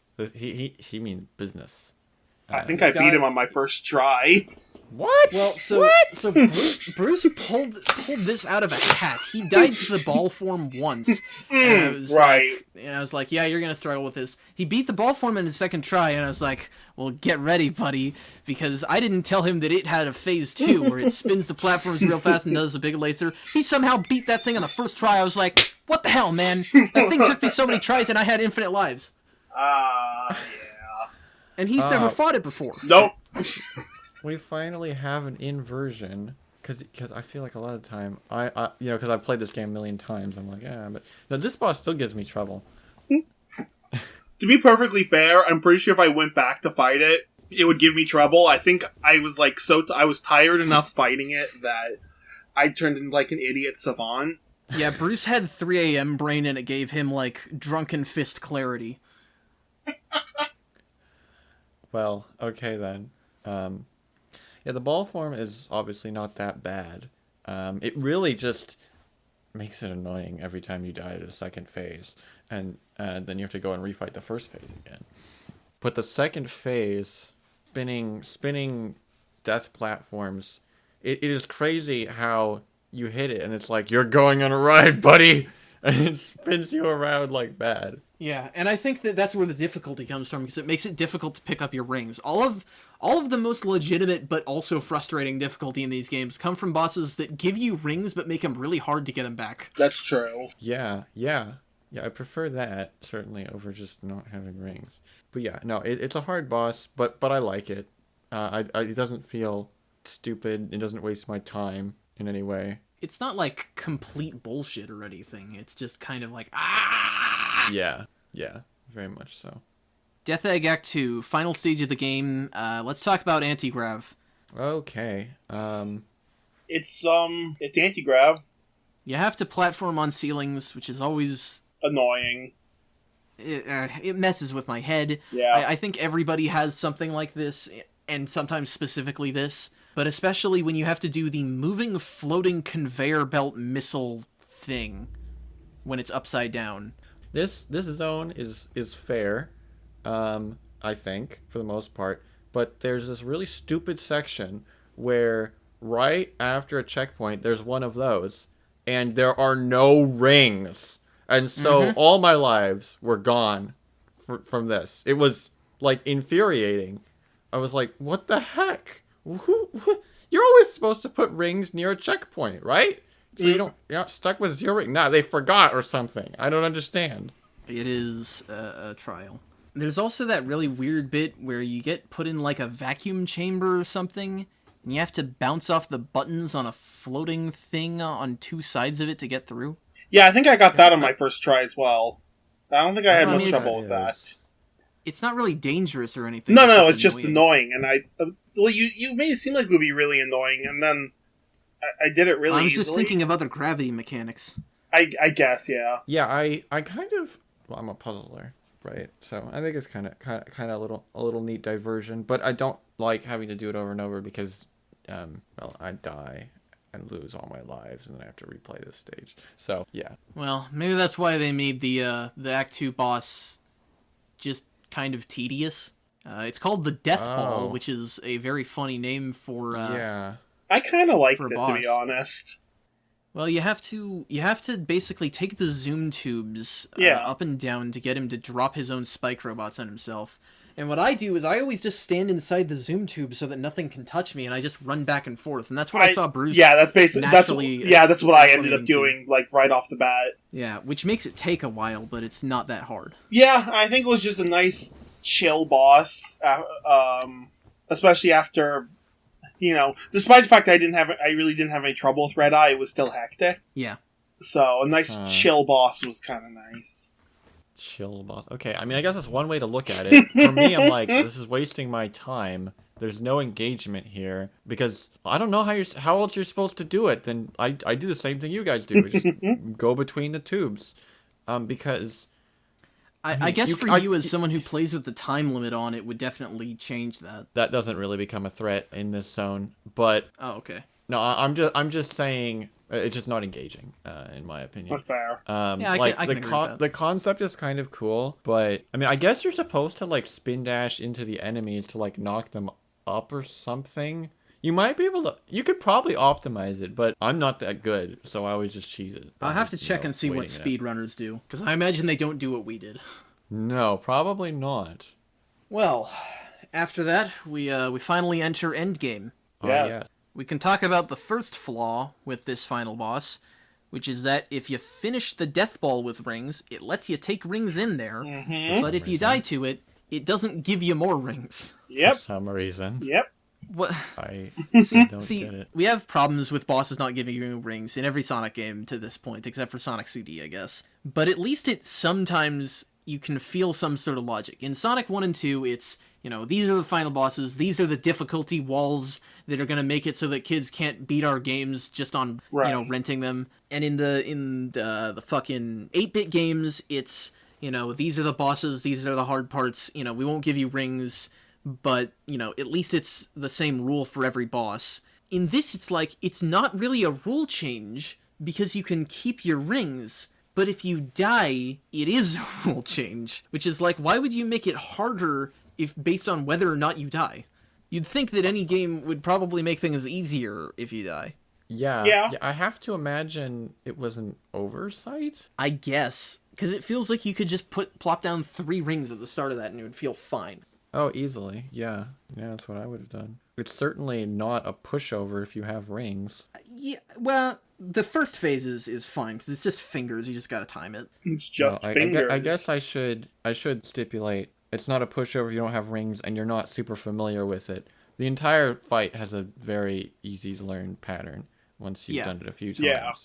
But when you're first playing and you first got to the final boss, you're probably not going to beat it on your first try, even with rings. No, because the hitboxes on the fingers are really weird and kind of hard to judge. Where if you land on it a certain way, you can hit 2 fingers at once. Sometimes you can hit 1 finger twice. Yeah. Sometimes you can get Sonic and Tails to both hit, a finger each. Other times you can mistime your jump and die at the minute that that you're trying to hit it. Sometimes you can have Tails accidentally hit a finger, which means that it gets iframes, which means you run into it and get hurt. Mm-hmm. Mostly it's just that you have to kill 6 fingers and it takes a while. I, at some point, saw some playthrough and learned my favorite trick, where you position yourself between 2 hands and you spin dash and bounce between them. It's so satisfying. Oh my god, that sounds awesome. Holy crap, why did I not think of that? Yeah. Yeah, that's Because that makes perfect sense. Oh, I wish I had done that. It feels like it was the intended way, actually. Anyway. Well, then there's Phase 2. And Phase 2 is a bit of a bastard, as we say. yeah. Phase 2, yes. He nasal blasts flames at you. Got that sneeze. Yeah, you gotta jump over them, and if you see them coming, it's fine. But you also have to hit the nose, which makes it, easier to get exposed to it if you time it wrong. Because you have to hit his nose so that he opens up the Emerald Chamber so that you can hit the Master Emerald, which also has its own attack where he fires a big fuck you laser at you. Yeah. I really like it just once again like the sort of not in your face storytelling. So it's like, oh, so that's what he used the Master Emerald for, which also feels like a total waste. I feel like a giant laser is not the best use, but it's still cool.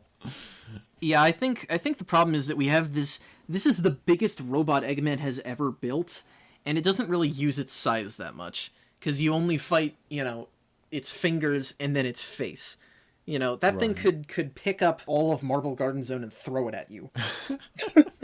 Yeah. And then you don't know which spikes are the real ones, so you're basically screwed. Oh no. Yeah, the second phase is a little tricky, and I didn't understand at first that you're supposed to hit the nose specifically, because if you just jump at its mouth when it's closed, you just jump right through and you die for some reason. Yeah, well, and going through the mouth when I didn't mean to, that was the cause of most of my deaths on this, because sometimes I would hit it and bounce off, sometimes Tails would hit it first, give it iframes, and I would fall through. Ah, yes, that happened to me a few times. I am more and more happy that I played with Solo Sonic. Yeah, that's fair. Yeah, it is, I mean, you can abuse Tails' flight because he can carry you in this game, but I didn't even find myself doing that very much. Which, this is the first game that Tails can fly in, and I don't really have anything specific to say about that. I do think that the sprites for him doing the doggy paddle as he swims are cute. Oh yeah, easy mode unlocked. That's what Tails' flight is. Yeah, I can agree with that. Back when I was younger, Sonic Advance, when we get there, that was like one of my first Sonic games. I would always use Tails as a crutch. As easy mode. That's why I always think of that, because I could never get anywhere close to beating the game with Sonic. So that's just why I say that anyway. Well, and this boss is, stuff like this it's tough, and I'm surprised that I've had, struggles with this or that, because I think of myself as the Sonic master, but turns out old video games tended to be harder than new ones. I don't know if you knew that. I would have figured that one out. Actually. Anyway, this boss does have a third phase, kind of. It's really weird though, because there's not really a whole lot to do. Everything's collapsing. Eggman's just got his eggmobile and he's gonna try to escape with the emerald, and you're like, no, you have to hit him a bunch. And it's in theory not too difficult and pretty trivial, but I don't know what it is. Sometimes if I hit him, the game is like, no, you did it at the wrong angle, and then I fall backwards in the pit and die. I don't know what it is. It feels random. It doesn't happen very much, but sometimes it does. I didn't get any of that, but I have to imagine if I did get that, that would be extremely frustrating. I totally forgot about that because I didn't struggle with it. But that sounds like a pain in the ass if you do. I can usually do it in a few tries, but I don't know how to do it consistently. Well, yeah, and that's where the game would end, but for the first time I actually went out of my way to get the emeralds, because this has, a whole extra final zone for its true final boss, Doomsday Zone. And I didn't do Right. it. Uh-huh. Fair enough. Devin even sent me a save file and I forgot to. Oh. That's fine. It's I've seen it. Yeah, it's honestly not that much. You gotta collect rings near the start Right. to make sure that you have enough to survive, and then you gotta fly his missiles into him, and they are a huge annoyance to aim, especially if you don't know that you can press the jump button to dash forward like I did. I did figure that out eventually. What I didn't figure out initially was how to hurt the boss.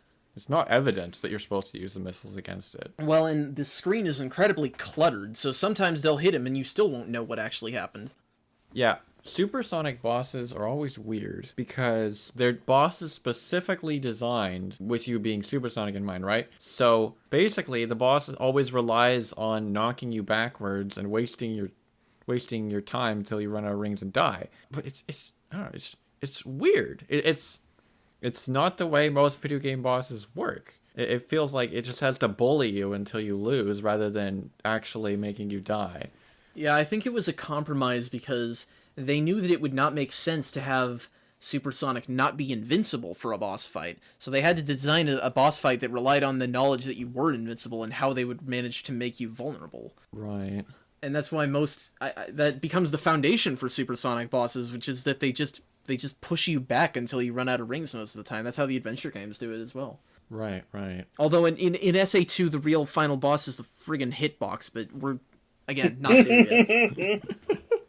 Yeah, and interestingly, in the second phase of the boss fight, because he has the big, where it's a ship, and then where it's a death egg robot. In the second phase, the lead up to it, he's flying in front of you the whole time. You can just hang back and collect rings the entire time, which means that you can totally trivialize it if you just sit back and get 100 rings.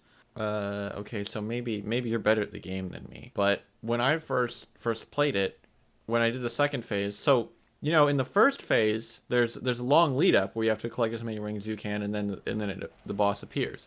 Yeah. But I thought the second phase was the same way. Okay, intermission time, collect rings, and I just did that, and then I ran out because I'm not good enough to actually sustain myself, and died. And I was like, huh? Where was the boss? boss? I later figured out that the boss you have to dash forward to find it.